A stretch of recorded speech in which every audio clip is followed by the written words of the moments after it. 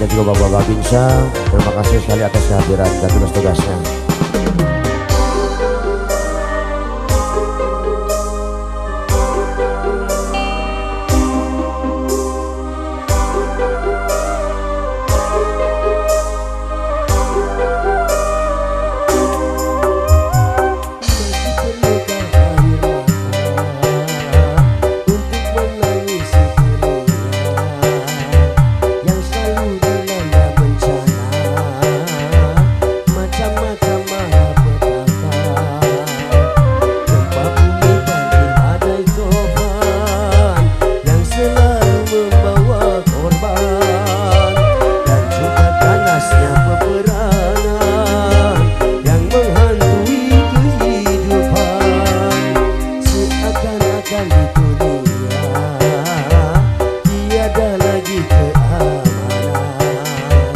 Seakan-akan di dunia tiada lagi ketentraman.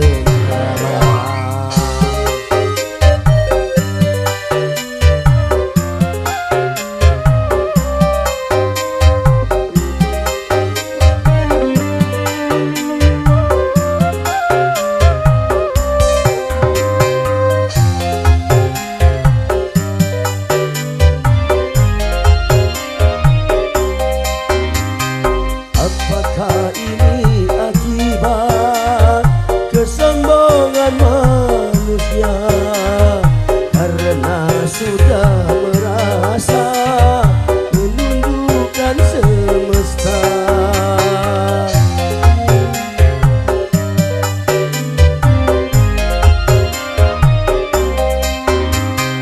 Agama cuma di lisan, tak lagi diamalkan.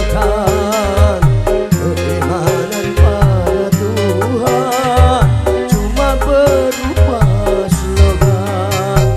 Masih perlukah air mata untuk menangisi dunia yang selalu dilanda bencana, macam-macam malapetaka.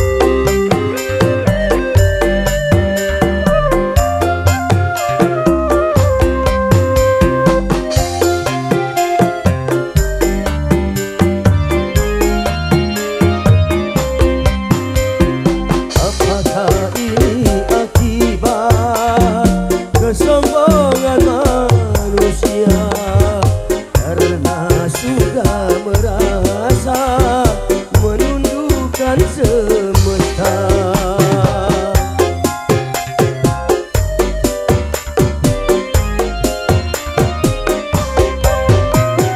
Agama cuma di lisan, tak lagi diamalkan.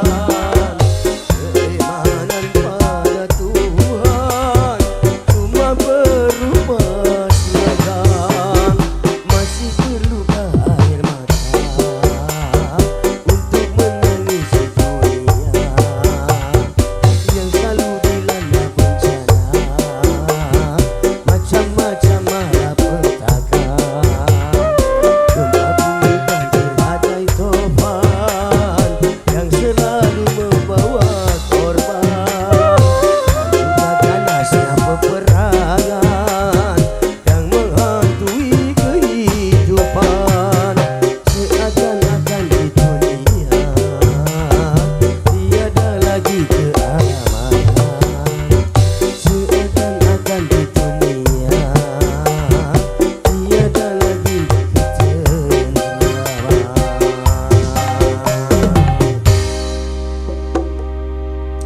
Oke, saudara, dari sebuah tembang